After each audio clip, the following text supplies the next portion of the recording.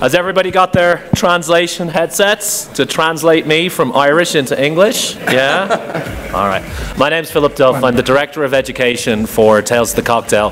And it's a pleasure to be introducing the seminar you're about to see, The Myth of Precision, one of the most highly rated ones from New Orleans last July. For centuries, bartenders have had to deal with wildly varying measures written down in books, measurement systems on both sides of the Atlantic and elsewhere, bar spoons and jiggers and shakers that differed from place to place and that even didn't have the capacity that it said on the outside. And throughout all of that, bartenders, just like you and me, have had to make drinks that are tasty and consistent and profitable for the bar. So it's been a long, strange trip, and as you'll see, the myth of precision very often is just that.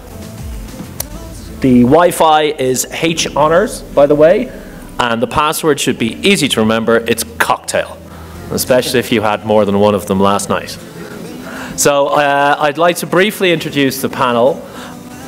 On my far right, with that luxuriant moustache, is Mr. Greg Boehm, the principal of Cocktail Kingdom and himself in possession of one of the largest private collections of antique bar books, barware, equipment, bottles and everything. So Greg has literally grown up knowing this wild assortments of weights and measures and descriptions and books from all around the world. He has a unique perspective on how we have got to today and how it's not that different for a bartender in 2016 from one in 1816 or maybe even 1716. On Greg's left, the man, the legend, although he's not on Twitter, Adrian Biggs. Since he left his native Tasmania, which is in Australia, apparently. Adrian has worked all over the world, but most notably in the UK and the US. So he can bring a unique perspective on the two bartending systems in the last 20 years. He's also traveled throughout the US and indeed around the world, so he can tell us how it is for what's going on now. And on Adrian's left, our moderator and the person who brought this seminar to life, Mr. Joe McCanta, who has also worked on both sides of the Atlantic and now travels the world on behalf of Grey Goose Vodka as its global ambassador. Joe is famed for his approach to market fresh cocktails and marrying the restaurant and the kitchen and the bar, which also brings into play questions of taste and balance and moderation and principally measurement. So without further ado, I'll hand it over to Joe. Welcome, ladies and gentlemen. First official seminar of Tales of the Cocktail. Forget about those people in the other room. The Myth of Precision. Thank you so much, Philip. And also, as he mentioned, if you need headsets for translation, they're in the back. Maybe you can say this in Spanish, because if you don't speak English. Si alguien necesita equipo de traductor, lo puede recoger aquí atrás en el house, por favor. Much better. Okay, cool. So as Philip pointed out, this is a subject that we presented at Tales this year in July. We actually did 2 sessions, and it was a fantastic way of actually opening up a broader debate. And I think what we want this to be today is, especially considering the incredible level of folks in the room that we're seeing, is really open it up as a discussion rather than us just telling you, the various points. So by all means, please raise your hand. Feel free to reach out. If you disagree with something, throw some water at us. Stop the seminar.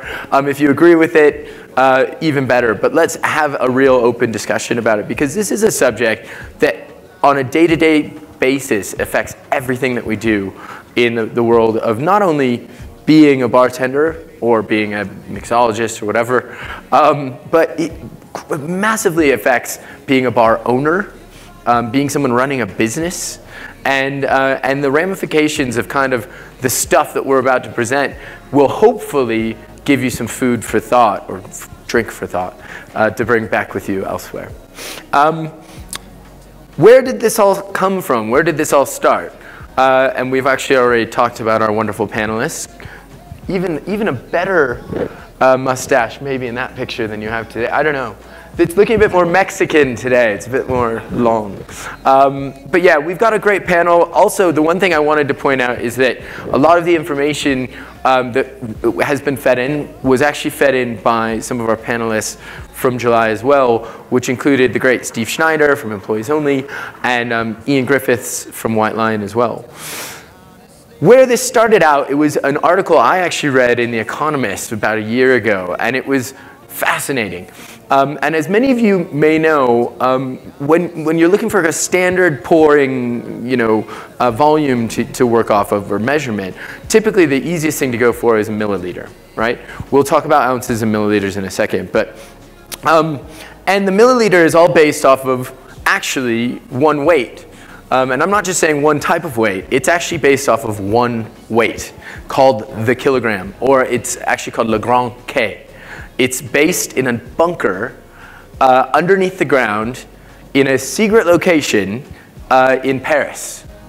And the kilogram is literally this. It's a piece of metal made from iridium and plutonium, and it's set underneath 3 airtight containers where it waits, sometimes not being touched for over 20 years.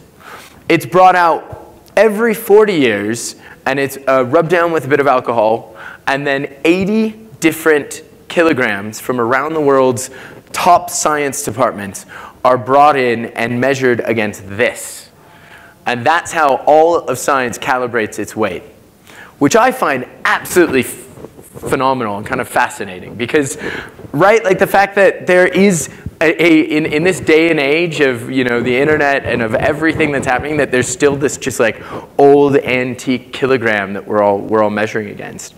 And the kilogram, this one, was established in 1879 by the International Bureau of Weights and Measures, which was basically upset by the fact that scientific readings were all off all over the world. So they said, why don't we just have a great meeting of people come together and create one standardized weight.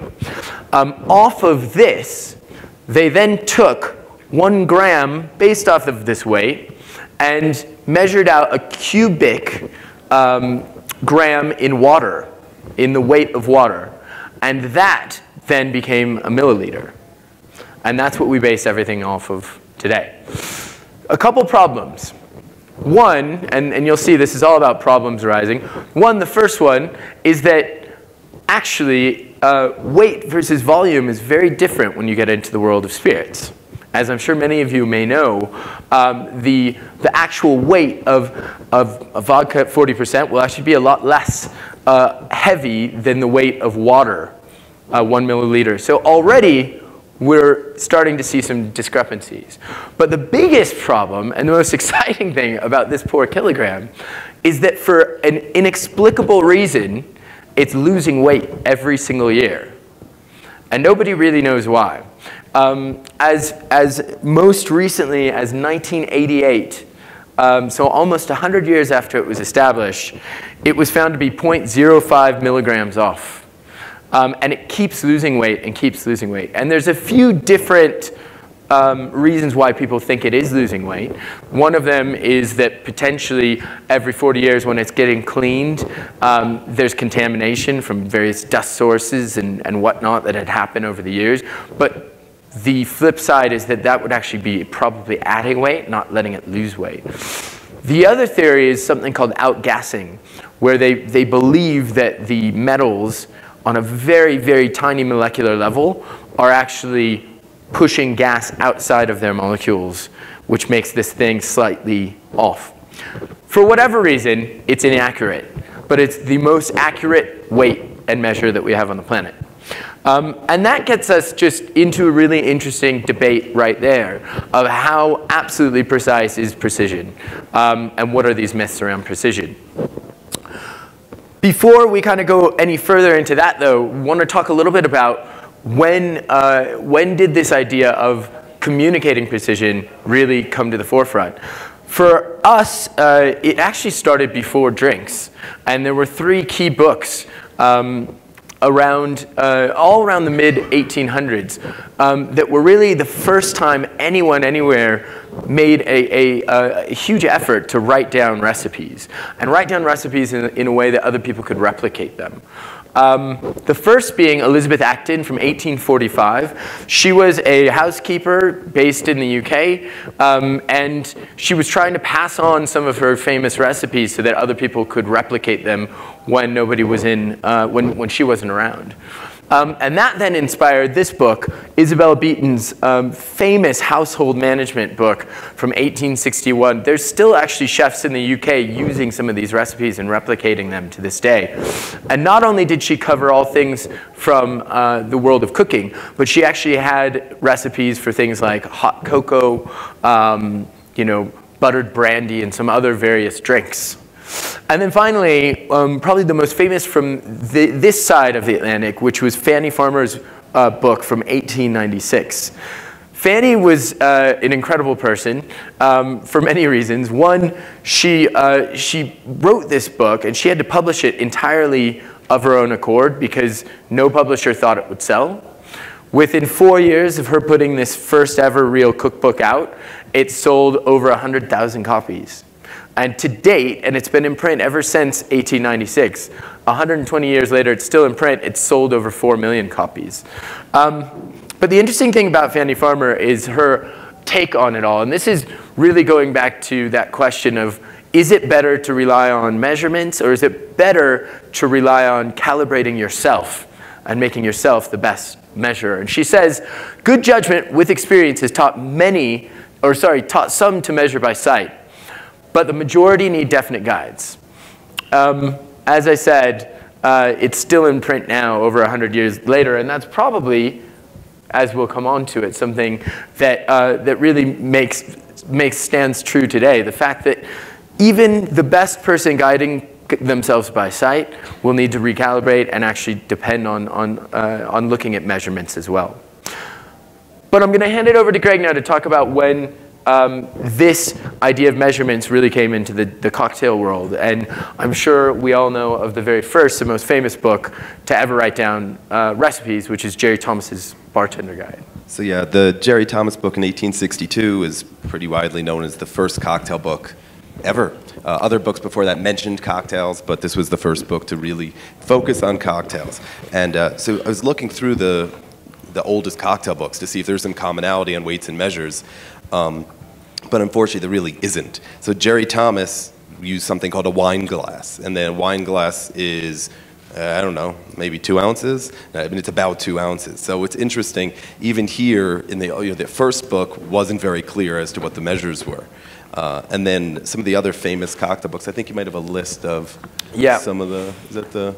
Oh, it's a little. Yeah. So you see, in this thing, the first book is Jerry Thomas. So Harry Johnson put his book out in 1882, and he used 3 different measures. So he used a pony glass, a wine glass, and what he called a gigger, which we mostly know as a jigger, but a gigger is actually a commonly accepted variation of jigger in terms of spelling. So again, he doesn't really spell out what all these things are. A pony glass is about 1 ounce. A wine glass is about well, a wine glass is about 4 ounces, but mostly he uses half a wine glass, which is 2 ounces, and a gigger seems to vary throughout the book. So it's really interesting already when you're going into the old cocktail books as looking at how things were done, things weren't necessarily very accurate by then. So 1884, Byron used the wine glass and pony, as you'll see, and 1887 is Charlie Paul, it's American Other Ice Drinks, was the wine glass, and then introduces the liquor glass. A liquor glass is about 1.5 ounces. So you'll keep seeing it go through this history, and it's really not very clear. So as we go back and try to create some of these drinks, a lot of the measures used are pretty mysterious to us. Yeah, and you might want to mention this because I think this confusion comes to an ultimate head with this extremely rare cocktail book. Yeah, so this book is a book by an author named Oppenheimer. There's exactly 1 known copy of this book in the world. It's published in 1917, is the last book published before Prohibition started. So Cocktail Kingdom, we have more than 3,800 cocktail books in our office, and we have the one known copy of this book. It's a pretty interesting little book, and you can tell in 1917, as Prohibition's about to start, the authors, bartenders are really trying to figure out what is a measure, what is all this, and so the author Oppenheimer spells it all out in 1917. He says, in most guides, measurements are given in either jiggers, wine glass full, or by ounces. But a jigger is known in very few places. Wine glasses tend to vary in size. And this is the weird part. And then he says, and it's difficult to judge any given amount exactly by ounces. And we were talking about this today. I don't know why he thinks ounces are difficult to judge. It seems like a pretty accurate thing to me. But he decided ounces aren't good enough. So the author created his own measure called a drink. And then he goes on to explain, what is this drink that's going to solve all our weight and measure issues? A drink is the amount of liquor the average man takes when drinking straight goods. In other words, it is just half of a whiskey glass. This means absolutely nothing. So now you've got a whiskey glass, which may vary in size, but the average man drinks a drink. So he decides. So even back then in 1917, the guy, he was onto something to try to solve this, figure out what standard measures were. He failed pretty miserably, though. Yeah, and I have to say, the average man drinking in 1917 is probably slightly different than what the average man drinks today. Yeah, alcohol consumption was insane. Well, yeah. They had to get it all in before Prohibition started. Yeah.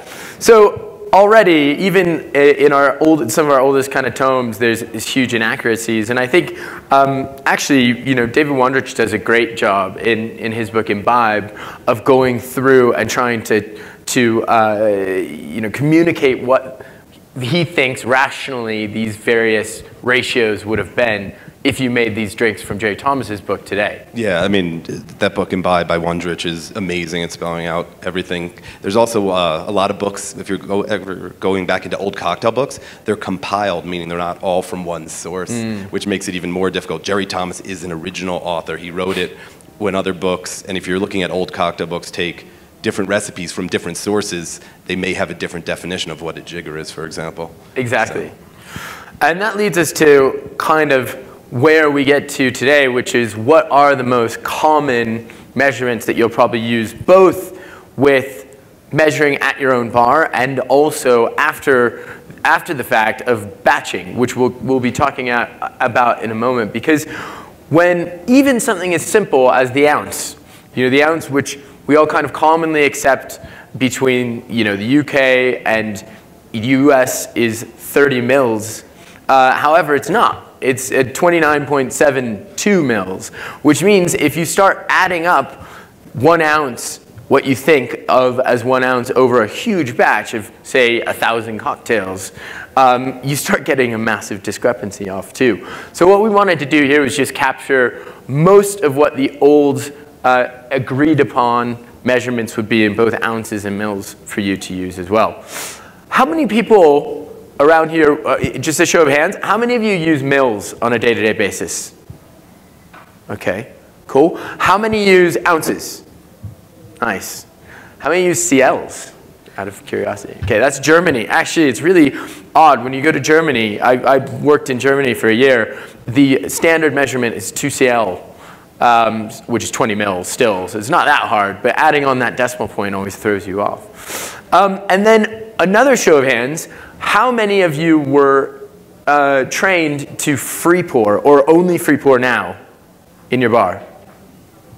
Interesting. That's a lot less than I would have thought. 3 people. How many of you jigger, only measure? Majority. And then how many do a mixture of both? Free pouring and jigging. And when do you decide, is it like you measure, but then when you get really, really fucked and it's like 4 deep, you're like, fuck this. All of a sudden you become the world's greatest free pourer, right? You're like, my sight is perfect. I'm getting these drinks out perfectly. No, that's fine. It's an interesting point because, like I said, batching is where a lot comes in. And actually, we didn't want to, instead of making a bunch of little cocktails to taste, what we wanted to have you taste, which they're going to be bringing around shortly, is one proper cocktail that we batched up. And this is a cocktail I created for last year's Oscars, because we do a lot of film events with Grey Goose. And we always try to create cocktails that are based off of kind of the themes of various films. And last year, there were a few. There was The Theory of Everything, and there was, I'm completely forgetting the other one, but there was a lot about mathematics and that sort of thing. And anyways, what we did is we worked with Ian and Ryan from White Lion. And we wanted to create the kind of most accurate, diluted, and measured out way of serving a martini, which we call the martini précis. And we serve this, again, you know, it seems simple enough, but we start out with a 5-to-1 ratio of Grey Goose to Nolly Pratt. We actually measured out exactly 0.184 mils, which is 1 dash of orange bitters. And then we used distilled water, which would have no effect on kind of the blending process. And interestingly, we found out that blending the water into the spirit created a very different marriage than had we just watered down the, blending the spirit into the water, meaning the vermouth and the vodka into the water, made a different marriage than just watering down the drink in the end. And we did that just from testing and tasting as well. And then last but not least, we topped off the whole thing because of the fact that citrus, and we can talk about this as well, wildly varies based on the year, the time of year, the seasonality, the type of citrus in your country that you're serving from. There's 100,000 different ways that citrus can really vary from day to day. So what we did is we actually distilled out the lemon oils from the top of what we call the tears of 1,000 lemons. It was a mental amount of lemons that we wanted to try to use to get this down to a certain type of aromatic profile. So we are passing this around now. The only reason I bring that up is it refers to batching en masse. And like I said, when you're doing massive events, even just the slightest bit off, for instance, even if you're looking at something like an old-fashioned, you know, bitters, and specifically different types of aromatic bitters, will never ever work the same as a 1-to-1 ratio when you're batching. Meaning if you're making 300 old fashions, you're never going to use 300 dashes of bitters, even if you measure it out the way that we did here. The reason for that is there's a few different reasons, but one has to do with the way that the aromatic, the actual taste and the bitter profile builds up on your tongue over time. And the more and more that you use this specific type of kind of heavy, slightly woodier types of spices, the more that those can affect the flavor profile of the rest of the flavors around it. So you have to be really careful to control, and I think that's #1 mistake that people make when they're batching is thinking, oh, well, all I have to do is times this by 300. It's the same with actually making, you know, free pouring and making cocktails from that side of things, because as much as you can be completely accurate, it all ends up coming down a little bit to taste as well. But what we thought it would be fun while we're passing that around is Greg has brought over 6 incredibly different jiggers, all from a historical various time points. Some of them actually, one of them is quite new, or 2 of them are quite new. 4 of them are very old. And maybe, can I get 2 or 3 people who want to come up here just for a minute and help us out? Come on up. Anyone. Yeah, there you go. All right. What we're going to do is we've got these jiggers, and so maybe one of you can stand on this side of the table. And we've got 2 digital scales, which tell us exactly what we're pouring would be. What I'll have you do, and you're going to have to use our lovely, by the way, another interesting point about weights and measures. In all of Latin America, you're dealing with these, right? Can everyone see inside? These, do you know why we use these, the little plastic pours? They're non-refillable, exactly, and it's a big issue. Oh yeah, there you can see it now. It's a big issue actually in various countries. Latin America, I know it's a big thing in Israel because we use them there as well. And what these do is they essentially prevent you from refilling the bottle. So it's a way of preventing gray stock or counterfeit stock to be sold as well.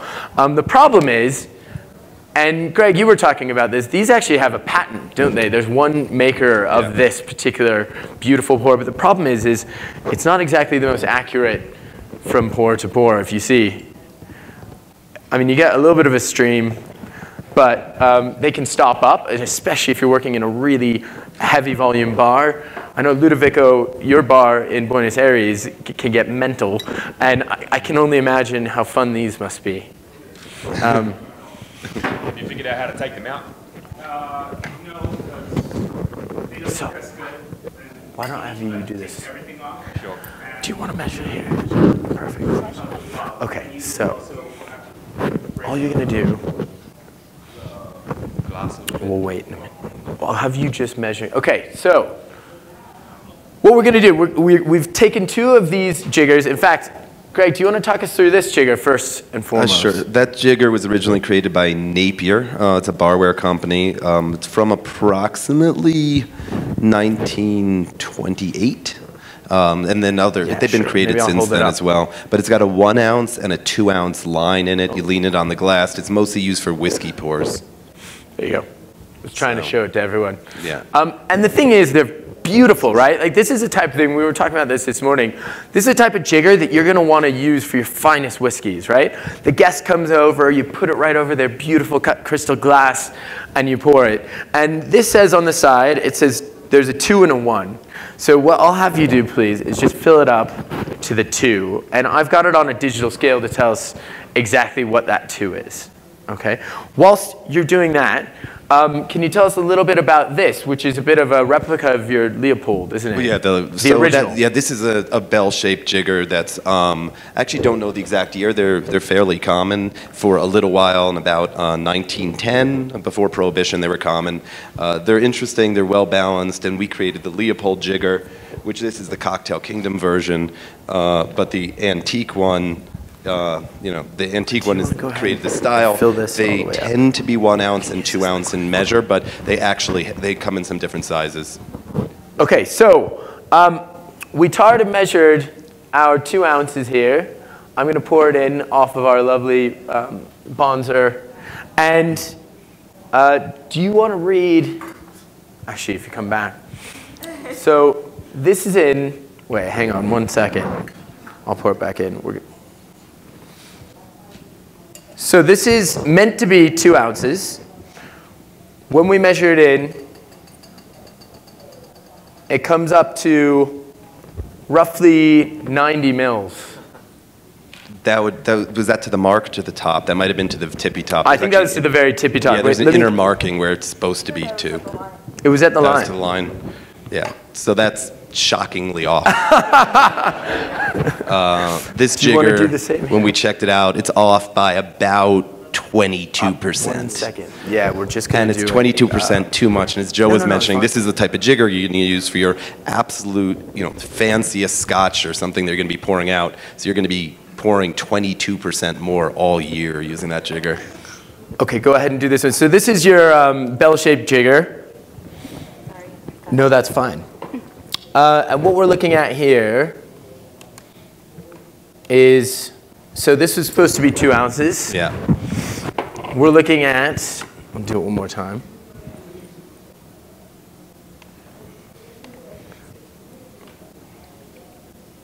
To the very top, 42.7 mils. 42.7. So basically, that's an ounce and a half. Well, at least you're not giving away free booze this time. Yeah, exactly. It's too little. But it's interesting. I mean, these are ones that were active. Do you want to do this one, actually? We'll do one more, only because this is quite fascinating. This is what I started bartending in New York, and this is kind of what, it's probably still one of the most common, well, not since you guys started making all the jiggers, but one of the most commonly used. And I'm just going to say, so this is a 1 on one side and a 2 on the other. Maybe just measure out an ounce, if that's all right. these jiggers are made by a bunch of different companies. They look the same, but they're basically made as cheaply as possible. And if you're getting them from certain places, they'll have different brands each time. They're not marked with a brand. So straight on the line, by the way, and that is another thing to obviously consider if you're jiggering all night long, is are you actually hitting the line? And you perfectly done. Straight on the line, it comes in at 29 mils. So not too dissimilar. That's okay. That's not what I got when I tested it, but okay. What did you end up getting? And if you want to just when we did it take in us our through laboratory, these other two. It was off by about 13%. Oh no, on one side it's off by 13%. It's 13% too much, and on one side it's 1% too little. Okay. So just because we're all here, I'm going to pour up. I'm going to do the 2-ounce side as well. Yeah, 45 mil. On the 2-ounce? On the 2-ounce side. I'll have to check that out. It should be. Yeah. So, and then just, this is a lovely jigger that I love, which is, I think the 2 just stands for 2 ounces. That is correct. Or it's piece. 2. Is it our piece? There is a 1 jigger around also, but they're rare. The 2 jigger, also made by Napier in 1938.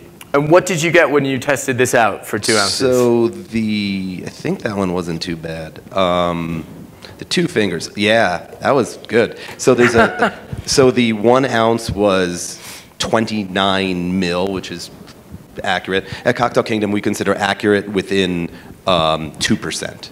So that's 1% accuracy. And then on the 45, so apparently there's an 1.5 ounce line in there as well. It was with 1%, within 1%. And then the 2-ounce side was off by 5%, which honestly isn't tragic. I mean, as I was saying before, jiggers should be accurate, and we like to say at Cocktail Kingdom that the jigger shouldn't make the mistake, the bartender makes the mistake.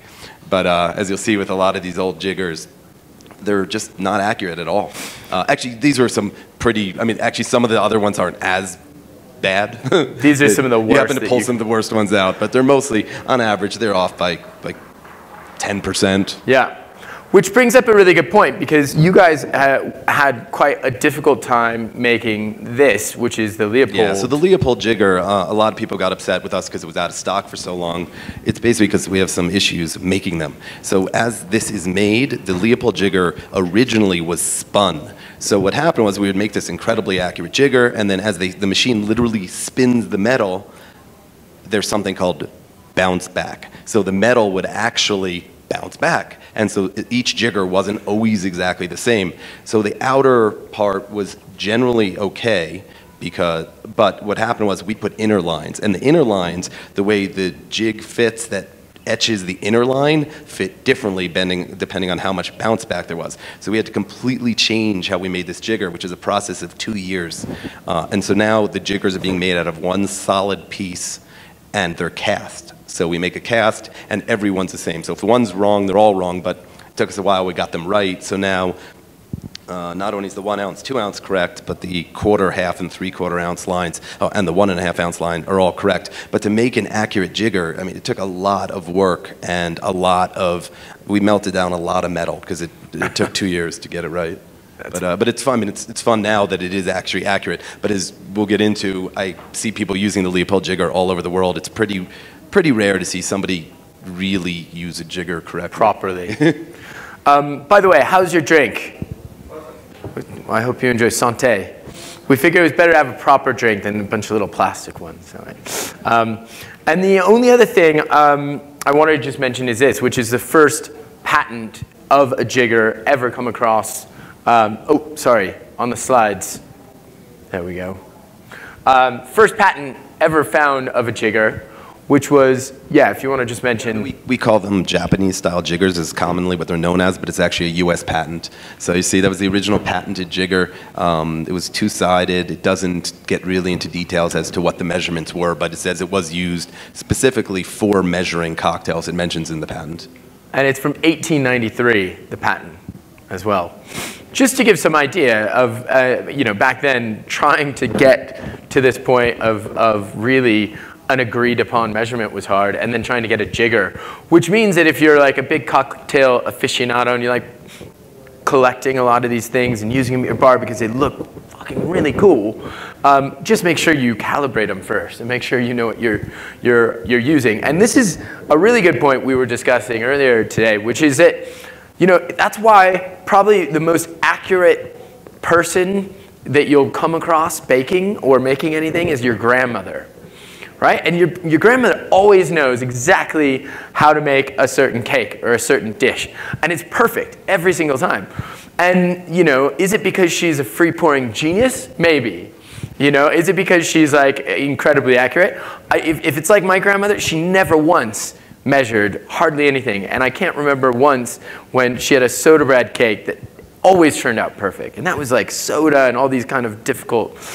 But the thing is she was using, for over 80 years, pretty much the exact same pie tin, the exact same measuring cup, the exact same. So all of her equipment was the same. And that never changed. If you were to take her recipe and the way that she was kind of using that equipment and try to replicate it with other pans or with other measurement tools, it would turn out totally different. So it's the same with jiggers. If you're used to using your completely off jigger in a certain way, you can get great results. Yeah, absolutely. If you create a recipe using a jigger and then you make the same recipe using the same jigger you created the recipe with, it doesn't matter if that's an accurate jigger because you just created, hopefully, a delicious drink. Where I had, a woman sent me a drink that she wanted to enter in a competition, and I drank it, and she was a great bartender. And it was way too sweet. And so I actually met up with her. She had just emailed me the recipe. And when people come to Cocktail Kingdom, we actually have scales in the showroom, and often people have their kit with them, and we measure their jigger. Her jigger was wildly off, so she had told me that she thought she had put in like a ½ ounce of a sweet liqueur, but her jigger was closer to a ¼ ounce.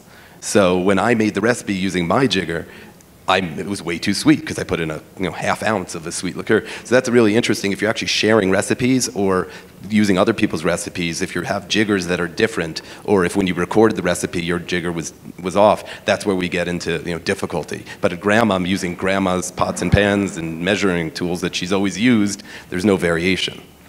How many of you calibrate every day before you open your bar? One person. 2 people, maybe. Wow. And there's different ways of calibrating, right? What do you use to calibrate? Yes, 2 shots of tequila. Yeah. Perfect. Empty glasses, empty tins. Empty glasses, empty tin. Yeah. And I'll actually make a standard cocktail that I know how to pre-pour that they make on a regular basis to test my own pre-pouring as well. So, okay, that's fantastic. And what do you guys do, Ludo? We use measuring scales. Scales. So you use something like this? Yeah. Sweet. And that brings us really, oh yes, did you have a question? I use the exacto pour. The exacto pour. Yeah, does everyone know about this?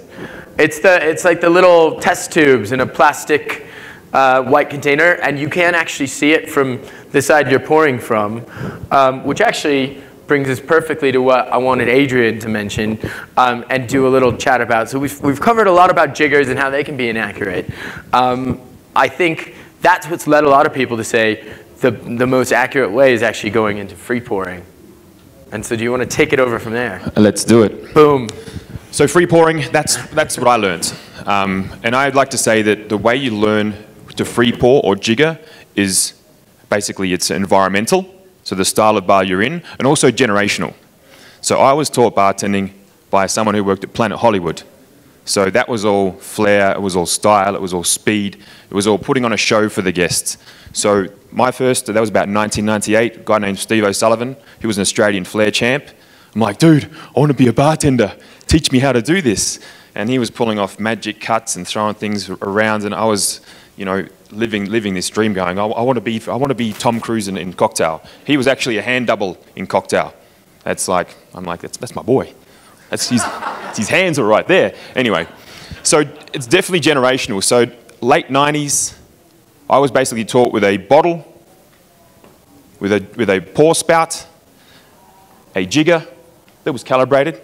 Yep. Not really. A glass and a bunch of towels, because I was getting water every single place possible. It was going on my face, it was going on the bar, it was going onto my bartenders' to faces if they were watching, it was going everywhere. But I was there for hours, just basically calibrating and learning count, learning feel, and learning look, which is ultimately very important. And obviously, Steve Schneider is on a different slide. The next slide. That's what the guys at EO are doing. It's all about look, but that's look, feel, and timing. So for those of you that do all jigger, because there was a bunch of you put your hands up, what style of bar do you work in? Anyone? Hotel bar? A cocktail bar? Yep. Anyone else? You're all being shy now. Fine dining restaurant? And restaurant, so very much classic inspired, one would assume. That was your training, per se?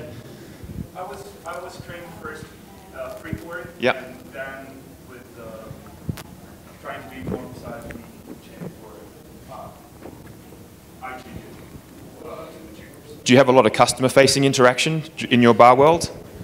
Do you find it slows you down using jiggers? Really? Here's the debate. Does jiggers slow you down? Does free pouring speed you up? Who thinks speed pouring will speed you up? A couple of people. Miami, always Miami. Definitely. And Vegas. For me. I wish we could have set up some form of competition. I know, yeah. Well, you know, we did this though with Tobin. Does everyone know Tobin Ellis? Who, yeah, of course. So Tobin's responsible for the entire cocktail program for the Caesars Group in Las Vegas. So when we start talking about 5% inaccuracies, and you look at his, you know, I think he's got something like 500 bar staff, and you know they're open 24/7.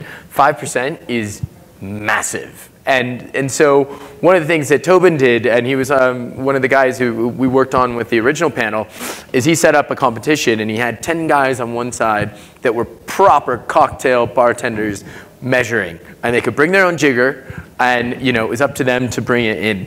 And then on the other side, he had 10 of his staff who were only allowed to free pour, but they're tested every single day at the beginning of the shift. He uses an X-Acto pour, and then they also use a cocktail as well. So, which is interesting that you mentioned using something that you taste every day too, because as great as an X-Acto pour is, it's not like we're just robots, right? And actually, there's things like atmospheric pressure that changes the way that you taste every day. Anyways, the guys on the right that all free poured came out an accuracy level of something like 95%. Wow. The guys jiggering on the left were somewhere around 60. And that right there shows a huge difference in discrepancy. Take that, jiggers. I'm old school in that sense that if I'm setting up a bar operation, the only jigger that is right next to me at all times is half three-quarter. I cannot accurately, with my hand on my heart, say I cannot accurately serve half or three-quarters every single time. Especially when we talk about viscosity of things like maraschino, chartreuse. Every time it's going to be a little more variable on how that comes out. So I'll always have half, three-quarter, but 1, 1.5, 2, I'll nail it every time, hopefully. Well, yeah, I do nail it every time, just because I started in that world of free pouring. So I think I will implore that you all teach free pouring, that if you have any new bartenders or barbacks coming through your systems and your programs, that you always start with that free pour test and then change to the style of your bar, because the style is very important. For me, it's, you know, they talk about London cuts. So the big long pour with the cut up here. Yeah. That's what I was taught. It was that working flair. And to see the look on a guest's face when you pull off a really sexy cut, like, wow, I wasn't expecting that. That to me is like, it's patting my bartender ego. That's making me feel really happy about being behind the bar and being, you know, being my stage of the bar and putting on that show. Whereas jiggers, I always found working at La Descarga, LA, jigger work, my head's down the whole time. I'm watching too much, and I'm kind of losing some of the vision of the bar. So, you know, we may have 6 hot chicks walk in, I'm definitely going to look up. But there might be 3 or 4 guys walk in, and I've missed them because my head's been down as I measure out the 1 ounce, the 2 ounce for the daiquiri, the 3/4, or, yeah. Ooh, I like this. Using a jigger for me is more stylistic, and I can do the working flair with a jigger, and I think it looks better, and guests pay more attention and notice the show, so to speak. I think, jigger more so. to your point, and I'll bring up, you know, one of the great people that I've seen who uses that style is probably Miriam Becca from Gibson in London, where I live. And Miriam was kind of trained with a pseudo, Japanese style and whatnot. But the thing is the way he uses jiggers, and the way it goes back to your grandmother, right? He's had the same 4 jiggers, and he uses 4 for various reasons for ages. And the speed and the consistency with which he uses it is like watching a great musician. He knows exactly where to go to, and it's quick. And so there you go. So, I mean, as there's 2 sides to it. Now, when you talk about seeing the guests more, one of the arguments that I've heard about jiggering is, I'm not having to worry about counting and whatnot as much, so I can actually interact with the guests because I let the jigger do the work for me. One of the things that Steve said when we did this in July is he said, well, actually, I get my mixing glass and I hold it up and I'm talking and looking to the guests while I'm free pouring and measuring, kind of with a pseudo sight as well too. So this debate can continue. There's no right or wrong way, or is there, Adrian? Oh, well. How about if you get to something like we term it like creme de violette? Yeah, this is. I was in New York at a bar that I won't name, and they were making a vacation, and it wasn't me, somebody next to me, and I saw the creme de violette. Now, I'm like, oh no! Delicious. Oh. It's a good point, though. I mean, are there certain ingredients, like if for the free pouring side of the room, are there certain ingredients that you absolutely think need to be measured, or is there a certain level, like 5 mil and below, that you need to measure, or are you okay with letting the guys free pour even an ingredient like creme de violette? No, creme de violette is like recipe. Some of those things that if they're ever you want where 5 mils gold for recipe, I think prefer using my bar spoon. Bar spoon, yeah. It's a very common thing. I started like Adrian. I started learning bartending, free pouring in London. I moved to America, and then with enough jiggers came in, it became uncommon. Yeah. Now I like a hybrid, but I still use a jigger Yeah. while I'm free pouring because sometimes people like to see the show of using a jigger, but I'm actually counting. I'm not looking at lines. Exactly. I'm doing both, so then you still get that spectrum that shows like I'm being very accurate at what I'm doing, but I'm still counting. Yeah, yeah. It's a hybrid. Interesting. Yes? How do you all feel about pouring into meniscus? Like if you're using the Japanese or other, in that level, like how do you feel? Do you want to pass the mic over? So meniscus is more about the jigger you're using. Does everyone know what we mean by meniscus? So convex meniscus is what it's called when you overfill a glass or a jigger and it's rounded on the top. It doesn't spill, but it's overflowed. So it's it's more full than it looks like it should be, but it's got the convex meniscus. So it really depends on knowing your jiggers. So and different brands of jiggers get to their point where they're accurate with or without meniscus. The problem is if a jigger's inaccurate, the 1 ounce side is with no meniscus, and then the 2 ounce side you need meniscus to 2 ounce. Pretty much in volume, getting to meniscus, going to the point where it's actually overflowing but not spilling is pretty difficult. I mean, if you see it maybe on a Monday night, if you're just opened, you can do it. But I generally try to build our jiggers where they're not using meniscus.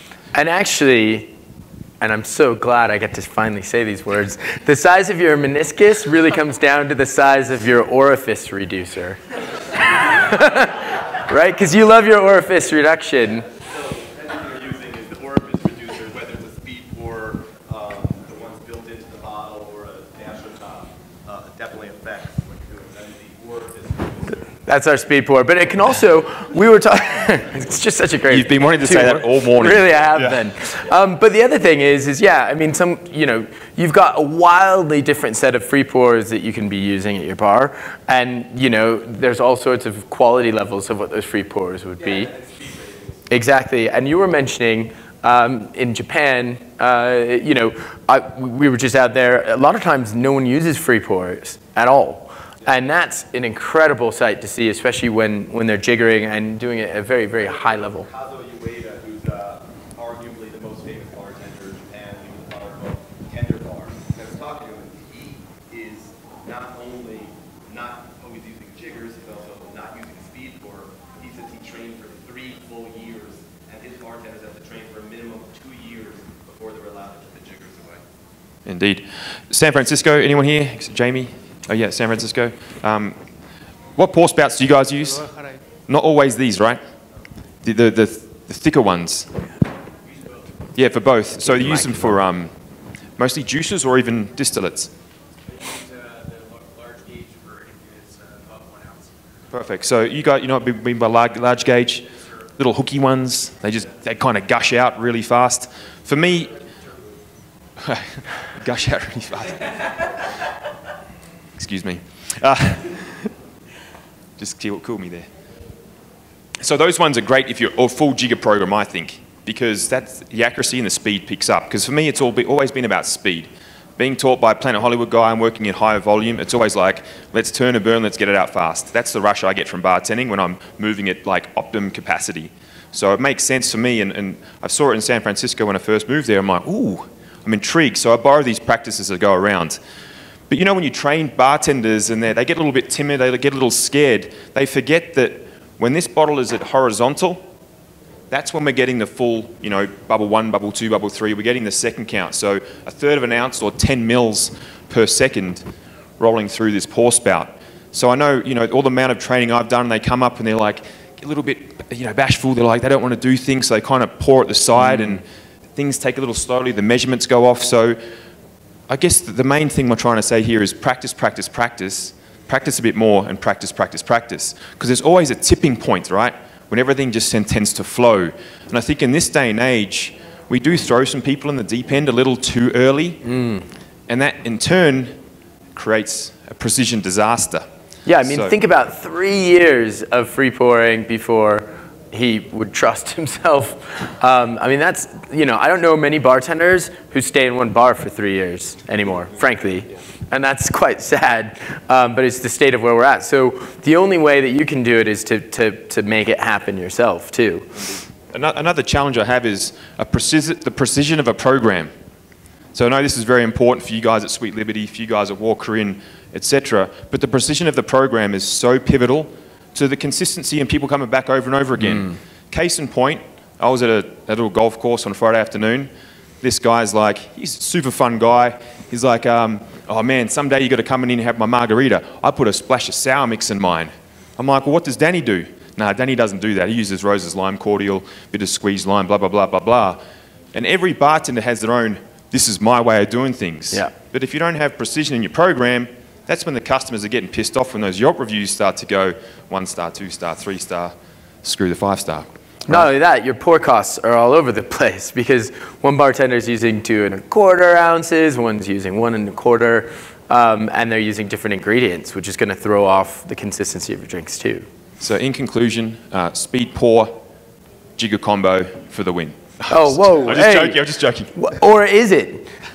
This is what we're going to say. So the other interesting thing that we were looking at, and this is probably something I deal with a lot because I have the great fortune of traveling and working, you know, almost every week in a different place, is that it also completely changes how you mix when you start thinking about what a single is. Traditionally, actually, the first ever place that weights and measures were applied to alcohol, and still probably one of the hardest hitters, is where I live in the UK. The UK Weights and Measures Act, which basically came out essentially to try to grab some meaning to what a standard pour should be. And they established it at 25 mil, and a double is 50 mil. I mentioned before in Germany, it's 2 CL or 20 mil. And then in the US, it's 1 ounce and 29.5 mil. And if you look at a classic cocktail, and if you're a classic cocktail bartender, that means that where you learned will all automatically really affect the way that you taste your drinks and how you build your drinks. A great point is what I like to try doing sometimes, and you can try it at your bar, just a daiquiri 3 ways, but using the various consistent single pours or doubles in this case. So the German pour of 4 CL, 2 teaspoons sugar, 2 CLs lime juice. In the UK, it'd be 50 mil, 2 teaspoons sugar, 25 mil lime juice. And then in the US, 2 ounces of rum, 2 teaspoons sugar, 1 ounce of lime juice. Each of these are going to be completely different. ABV is different, plus or minus 5% when I measured. The different amount of what we call TDS, or total dissolved solids, which is the amount of kind of sugar and juice that, that turns your drink cloudy and actually adds the kind of weight and volume, is completely off. And even the acidity to the sugar levels are going to be completely different. And that doesn't necessarily mean that one's better or one's worse.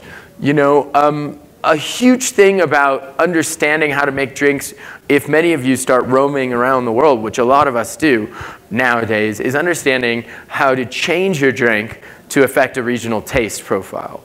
A really good example of that is what I like to pull out. Japan has what we call the highest percentage per capita of super tasters.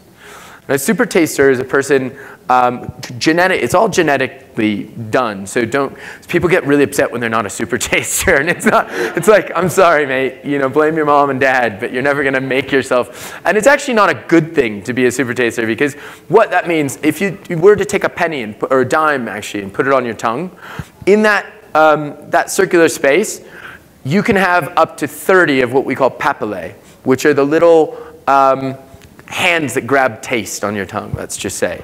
You can have as few as 10. Okay? If you have 30, it's like, imagine being super, super sensitive of hearing and then working in a loud bar every night. It's like, it's too much. And that's what your palate's like. Anything really, even slightly sweet, feels way sweeter. Anything a bit fatty feels really rich and fatty and unctuous. Anything that's a bit more on the sour side can really cut through. So super tasters tend to really like very bland food and drink. And interestingly enough, the highest per capita percentage of super tasters are in Japan. Now that's not to say Japanese drinks or food are bland, but I would venture to say that they're extremely subtle. Okay? And that's especially the case if you were to compare it to a place like India. India has the highest percentage of what we call low to non-tasters on the planet, which makes a lot of sense because if you try Indian food, it's the extremes all over the case. Not just spice, but extreme sweet, extreme pickles, extreme sour, et cetera, et cetera. The other one on world measurement is cost. Well, yeah. It's big time. In Australia, everything is jiggered 30 mils. But a bottle of standard well vodka there is minimum $28. For your standard 700 ml bottle of well vodka. So of course their cocktails are going to be far different in measurement to ours in the US, where we can buy a bottle of well vodka for anywhere from $8 to $10, correct? So there we can be a little more liberal in the US with our pours and do a 3-ounce martini and not really care about the cost, where in Australia, if you're pouring, you know, 3 ounces at cost of $28 a bottle, the bar manager's starting to lose his shit. Yeah. Unless you're charging $20 for a cocktail. So well, and I deal with that a lot because we try to have one standard drink, let's say, across the world for Grey Goose. And people just say, well, there's no way we can put that much alcohol in it in X country because it'll cost too much for the bars. Plus, there's different ABVs and there's different measurements of duty in lots of different countries, which mean alcohol will be wildly different as well. You know, we were saying this in the EU, 37.5% is the base minimum for all spirits. So you can have vodka, gin, anything at 37.5. We were saying tequila here is 38%. In the US, 40% is the standard. And then there's even this outlier, which every spirit that wants to ship to Africa, including us, it's the only place in the world where we make a 43% Grey Goose. It goes directly to Africa, and that's a hanger-on from, actually it's quite a long story. I won't really get into it now, but it has to do with a lot of the work that was happening with the colonization of Africa and being able to preserve some of the spirits that were heading over as well, and then it's just stayed that way ever since. So, that leads us to another philosophy. So yes, jiggering, mixing jiggering with free pouring, maybe that's the way to do it. Have any of you been to White Lion or Dandelion in London? Okay. Most of you have heard of it probably because it won Tales of the Cocktail Best Bar last year. And what was interesting is to look at their approach to all of these inconsistency. And what the approach essentially was looking at the two biggest factors that control inconsistency apart from your orifice reducer and measuring device, which comes down to, in their mind, Ryan Chedwardana and Ian Griffiths, was about citrus and also ice. Because if you think about it, if you fill up your ice well at the beginning of the shift with cold draft, whatever, Hojisaki, lovely ice, that also means that maybe halfway through the shift, some of that ice is melted, which means you get slightly smaller cubes, which means the surface area is off, which means it'll shake differently, and you'll get different dilution. Then if all of a sudden, midway through the shift, you refill your ice well, that means even a person ordering one drink from 10 minutes before and now 10 minutes later, the same drink from the same bartender might get a slightly different drink based solely on the fact that that ice is melting. So what they decided to do is use a way of removing all that. They don't use any ice and they don't use any citrus. They dilute all of their drinks down and bottle them, and they're stored in a sub-zero fridge behind them. And then instead of using actual citrus, they use a variety of acids, citric acid, malic acid, all of which you can buy and use to control the acidity levels. One of the interesting things that they were talking about is how they had to get to that consistency was really looking at a few different key factors. One is something called Snell's law, or Snell and Descartes' law, which actually has to do with the way that you look at light refracting through different liquids. What does that mean for us? It really means that that's going to show, when I was talking about the cloudiness of your cocktail, that's going to show the amount of total dissolved solids, or what is actually the makeup, the physical makeup of your drink. And they measure that still on a day-to-day basis with every single drink they make with what's called the TDS meter, total dissolved solids meter. That's going to also be paired up with something like a acidity or pH measurer, which can tell the exact pH of every cocktail that they make so that they know that that acid level is correct. And actually, an interesting one that Ian shared with us was that chart on the right. Does anyone want to guess? Well, I guess I kind of give it away at the top. Does anyone want to guess? That is a list of the 4 most commonly used citrus. And could anyone guess which is which? From left to right. Let's say the first one on the left. So sorry, I should mention the acidity level is measured in the yellow column, and the sugar or sweetness level is in the blue. Okay, so orange on the left, grapefruit, then we said lemon lime. Yeah? Almost right, except for the lemon lime. They're actually switched. Which we found really interesting because I think we tend to think of lime as a slightly less acidic, well, I don't know, it'd be interesting to think, who thinks limes are more acidic than lemons? Who thinks lemons are more acidic than limes? Okay. What kind of limes? Very good question. What are we talking about? Interestingly enough, lemons have, so limes have a higher citrus pH, so they'd be more acidic. But lemons, once they enter into your mouth, they actually become alkaline immediately, which is a very strange thing. It's one of the reasons why lemon juice is always recommended if you're doing like a juice fast, but they never say to do lime. It's because lemons actually become alkaline in your system much faster. But limes have perceived depth of citrus or acidity levels, higher citric acid than lemons. But on the back of all of that, where we think the white line guys are doing everything, this is actually something that they shared with us that they give everybody that works through the Mr. Lion program, which is nothing hinders creativity like the constraints of weights and measures. What do they mean by that? Well, Ian was saying, even at a certain point when they're creating a new cocktail, he'd turn around and he'd see Ryan just grabbing like a bottle of bitters and just throwing it on in there. And so here they're using total dissolved solids meters. They're using pH. They're using all of this. But then they turn it around to something that's probably more important, which is that creativity is a discipline to forget everything that you know. So getting to a point where you're using all of these ways of measuring, getting it to a point where you don't have to use it anymore. And so in some ways, probably one of the most precise programs on the planet is still relying on something which is probably ever more important, which is the human palate, right? And I found that quite fascinating. I wanted to see, what are your guys' thoughts? Are there any questions? What does this spirit up inside of you? Because it seems like we've kind of come full circle a little bit. Anyone? Yeah. I'm interested into why you think it is that, you mentioned it earlier, diluting the spirit before batching changes the perception of flavor of the drink.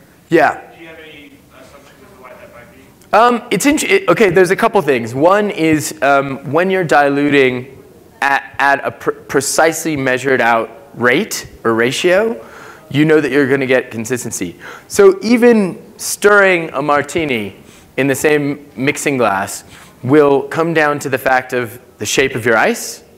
And actually, if any of you have read Dave Arnold's great book, he talks a lot about this. Actually, Tristan as well has a great, but talking about what you stir in can sometimes affect the quality and dilution level as well. So prior to, other than just knowing exactly how that ice is transforming in the glass into the martini, you won't ever really know what the percentage level is unless you measure that drink after you've stirred it down prior to giving it to the guest. But that's kind of a bit of a strange method. One of the other things that I found really fascinating, and we do this with Grey Goose actually, when we take the distilled 96.2% ABV spirit, and when we're about to water it down to 40%, we actually fill up our tank, our blending tank, first with the water that's been checked, and then the 96.2% spirit is introduced into the water. And that's because on a molecular basis, there's all of those crazy molecules are really, really active at 96.2%. And so introducing it slowly into the water helps to create a little bit more of a blend or a dilution that's, and you know what, people can argue either way, but it's just something more to the taste that we're looking for. And I think a lot of spirits will have a different way of doing it. Does that answer your question? Yeah. A little bit, yeah. But you're saying even the order at which you dilute. So you're not building your base and adding water. You're adding the Philip cocktail to the water. Exactly. And that's something that you have to experiment with, because not every cocktail is going to be the same. But I know of the guys that are batching, like every time I do, that's how we did this, right? So anytime I'm doing a big mass of a straight spirit cocktail, I tend to always build the base first and then the dilution. Sorry, I build the dilution up first and introduce the spirits into the dilution rather than the opposite way. Yes?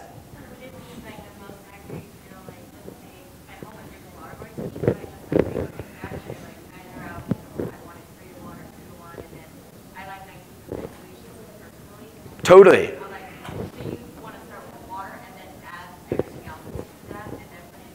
Exactly, or the fridge. But yeah, so I don't know if everyone heard that, but that's a really good point. Like if you're wanting to, even just like your spirits program, I mean, here, it's almost like hearsay though. I'm gonna say that, because the only time I do this really is when I've got an event for a lot of people, and I know that I cannot physically get 500 perfectly chilled, perfectly diluted martinis out to everyone at a level I'm happy with. And I hope, like I said, this was a good example of that. And even this, by the time the last person was probably served this drink, the temperature would have slightly changed as well. And there's a whole nother thing that you can add into the mix, which is adding in a tap system. So you can actually serve these once they're diluted from a tap, which keeps the whole entire. And actually, Alex, you do quite a bit of that at Honeycut in LA as well. Yes, you do. Yeah, just pointing that out. Okay. But yeah, just to answer your question. So yeah, I mean, the idea is, looking at the dilution level that you like. Now, typically speaking, if you stir a martini, you're adding in 20% water. Typically. If you're shaking a cocktail, you're going to add in a 10% more. But that can go plus or minus due to the ice that you're using as well, too. So, yeah. Do you find that gives you a different viscosity? Yeah, of each drink, or? Well, yeah, by going water, spirited water versus the opposite. The drink is definitely different, and it also has to do with how long you introduce. So if we're making a batch of Grey Goose that's going in the bottle, we're talking, multiple hundreds of liters. And that will definitely change, and also the amount of resting time you take as well. Again, that's why the most important thing is tasting, tasting, tasting. And actually, that's where you learn the differences between the two. But it's something to try, because if you don't taste and try the different methods, you never know the difference. So, any other questions or anything for these guys?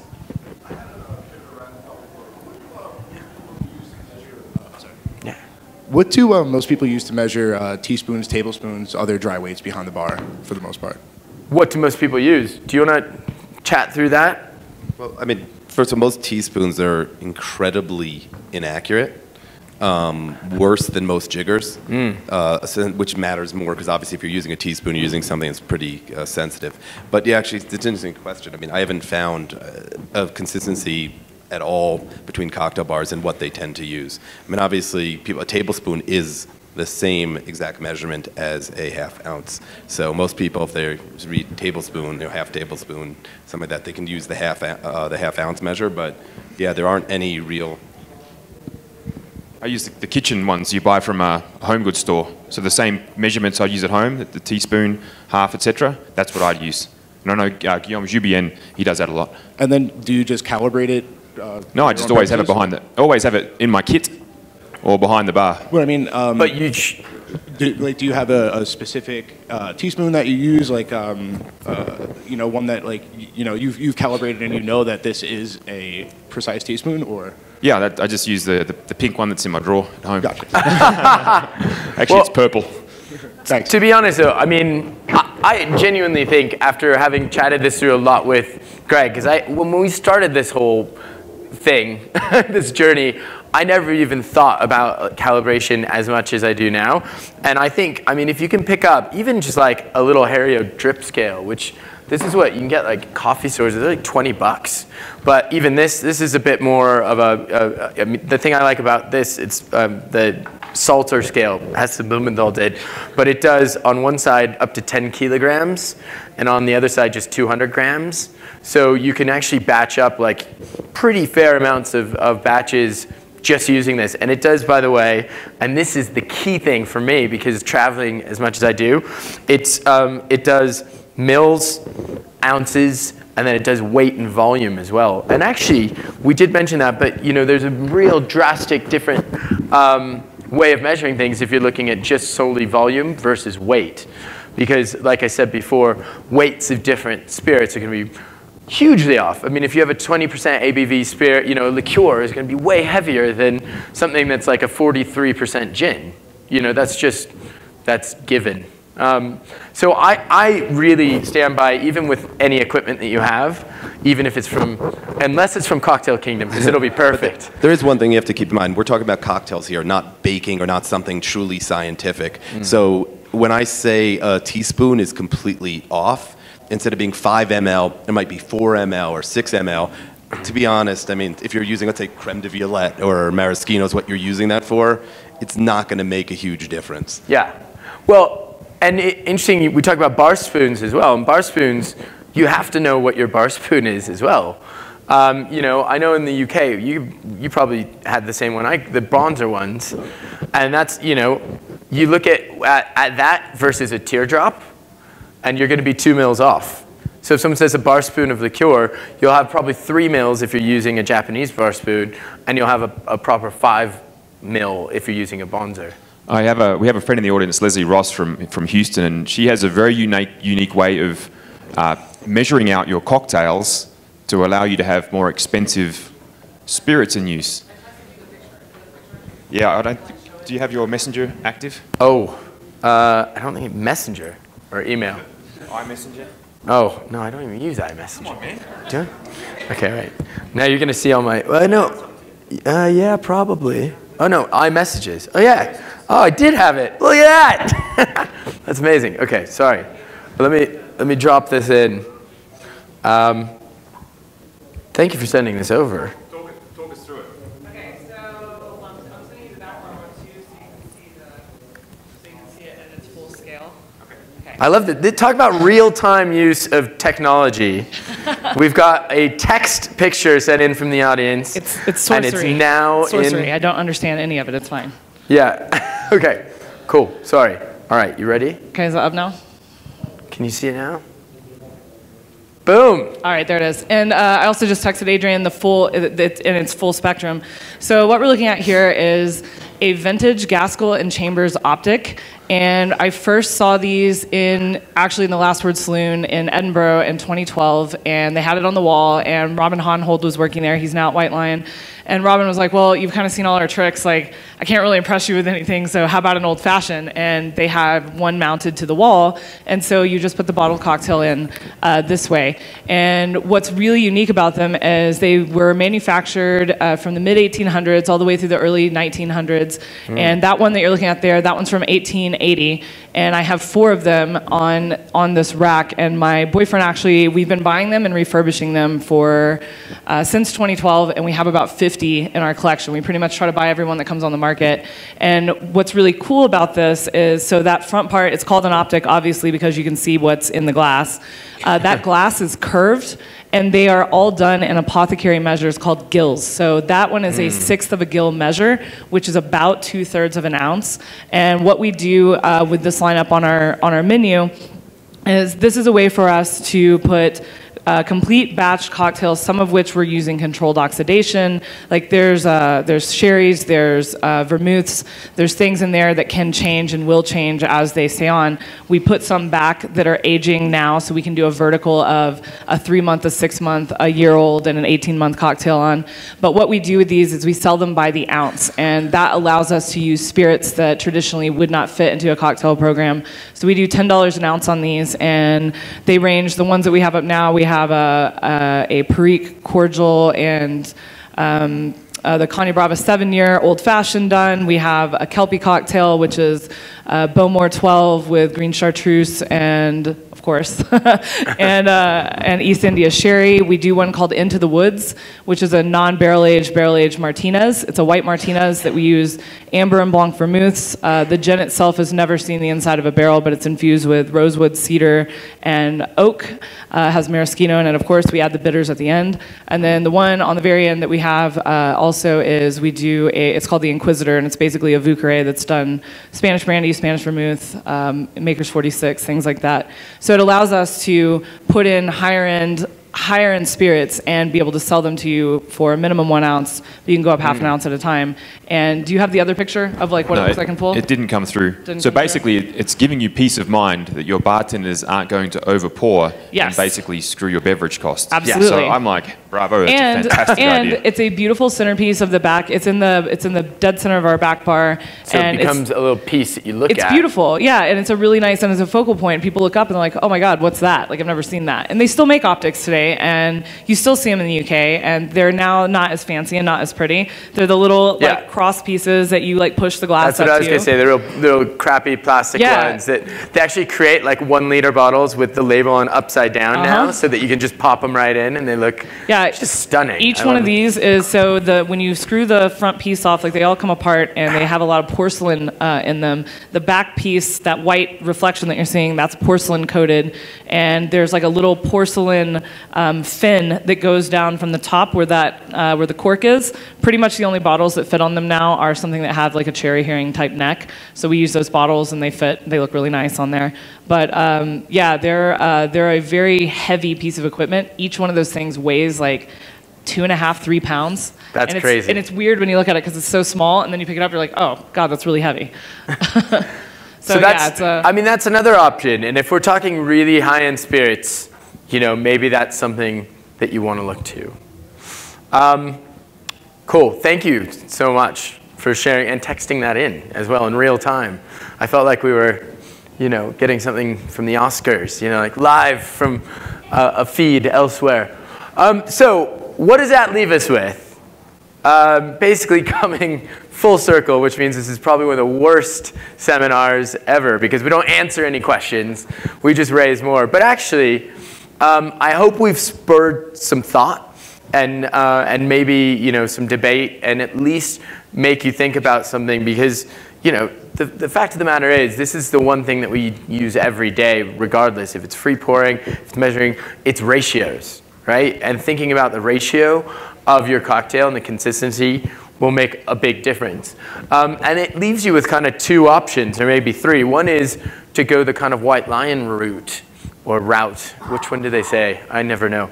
But route or route, which is extreme exact precision, using modern techniques to measure, to dilute, and then checking and calibrating, but also using your palate and using that to check and calibrate as well. Or the other option is a mixture of things. First and foremost, taste, right? Tasting, tasting, tasting, every day tasting, making sure that you know what your palate is calibrated at, because no matter what kind of equipment you can buy, there will never be anything as complex as the human palate. Flat out. You know, there's 6 tastes that you can recognize on your palate. There's over 20 million different aromatics that you can recognize and memorize in your lifetime. And when, you know, flavor is that, it's that, you know, combination of taste and aroma. And when you put those two together, that's something completely more sophisticated than probably a lot of equipment can help measure. So tasting is really key. Trust, which comes down to what you were talking about, trusting yourself, and that comes through training and training and training and keeping going, and every day giving yourself the chance to kind of recalibrate yourself as well too. And I think one of those two, you know, will lead to a consistent bar program, and also, you know, the consistency of the flavor that you want to offer to your guests, so that you know that even when you're not behind the bar, they're getting an incredible cocktail that tastes the same, no matter if it's Adrian who made it, me, or, you know, Greg. Do you make cocktails? Yeah, you do. Okay. I'm just kidding. Yeah, me too, actually. So, any other questions? No? Yeah.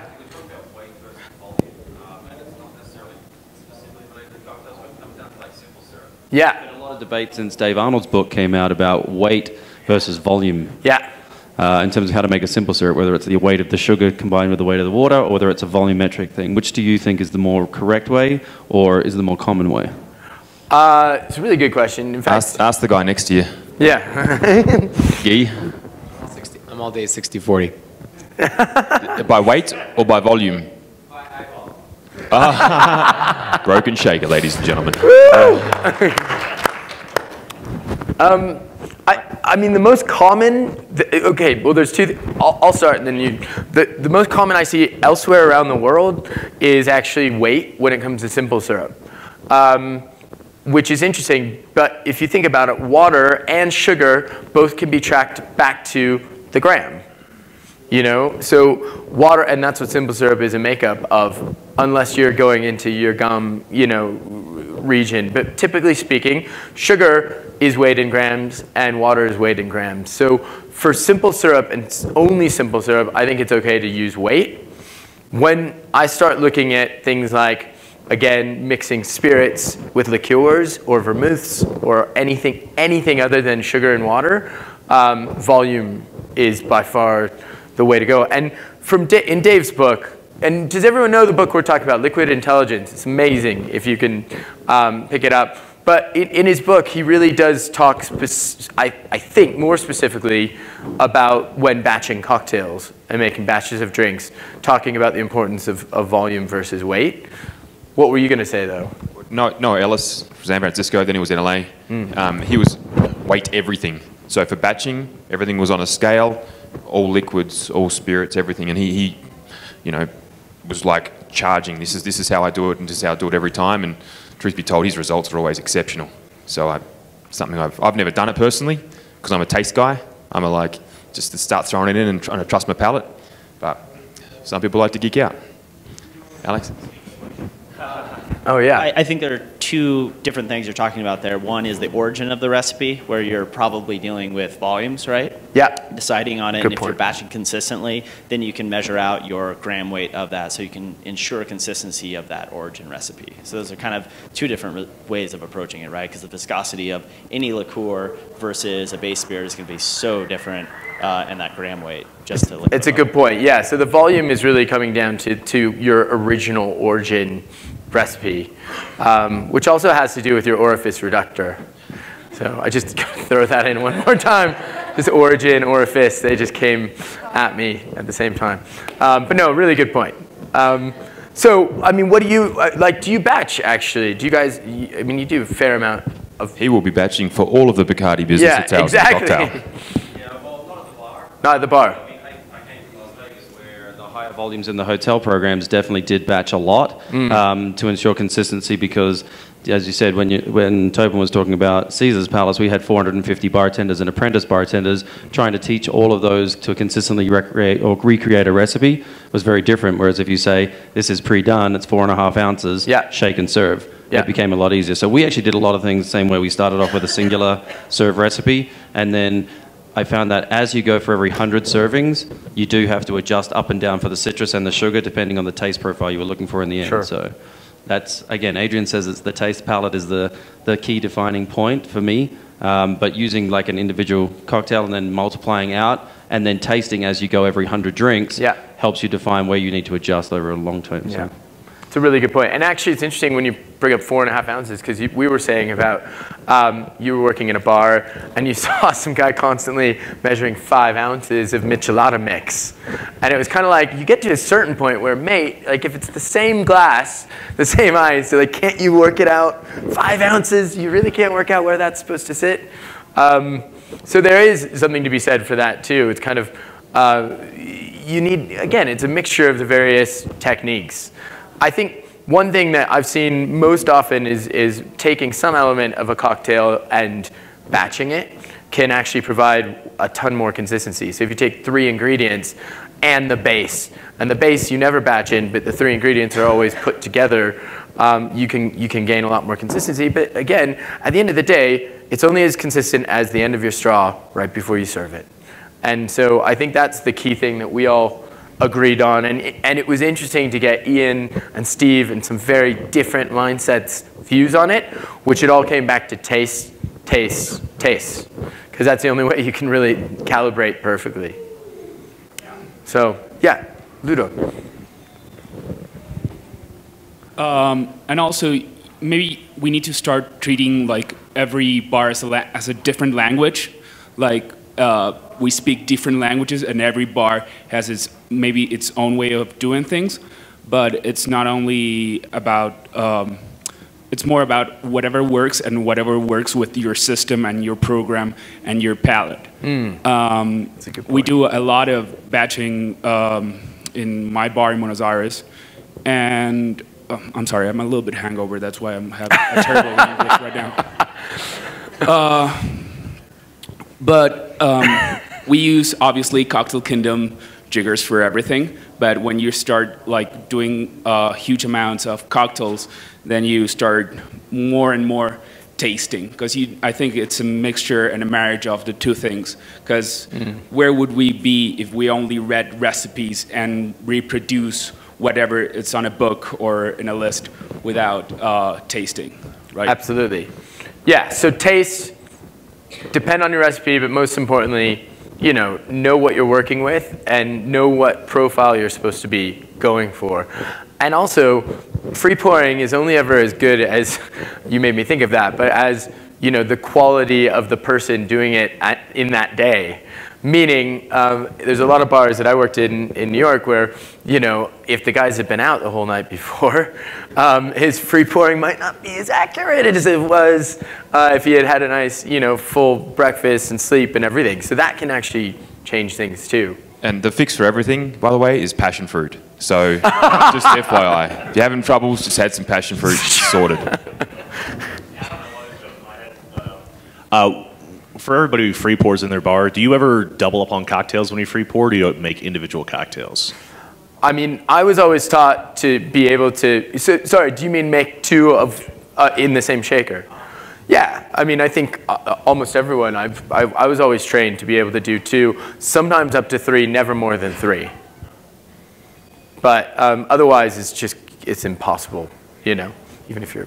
I just think, to like Adrian's point before, and it's one of those things. I mean, I'm pretty loud. I think for me, it's like he's you talk about like a free pour? It's actually just for the poor woman in the booth who's trying to translate you. Sorry. That's fair. I know you're loud. I just saw her going, wait, I'm worried about the after effect for the hungover gentleman over there about giving me a microphone.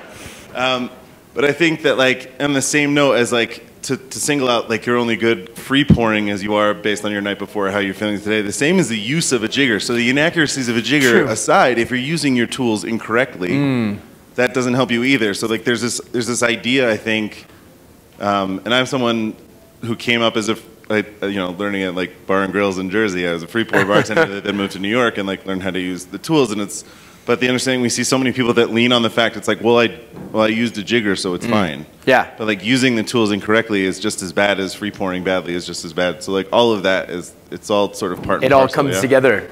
Absolutely. Yeah, I mean, yeah, your tools and how you use them is entirely down to you each day. And that's why that beginning of the shift moment of just setting down and being like, right, I'm getting myself slightly focused into some headspace. By the way, that's not easy if you're coming in mid-shift or a split shift too. But like even back of house, just having a second to just like, all right, is my shit together, you know? Excellent. Well, guys, huge thanks to Greg and to Adrian for being on this. And Joe. Hope you enjoyed it. And oh yes, if you did, make sure you rate with the app and use TOTC for the rest of the day, because it's amazing that they're bringing all this down to Tails. Wanted to thank all of our CAPs for putting out some amazing drinks. Thank you so much. And that's it. Cheers. Hope you enjoyed. And you'll see a lot of these beautiful bartenders sitting this side of the room, guest bartending around Mexico City tonight. So make sure you get involved in the bar tour. See how accurate their pouring is. Oh, thank you so much. Good to have you. Uh-oh. Thanks for sharing that. I know.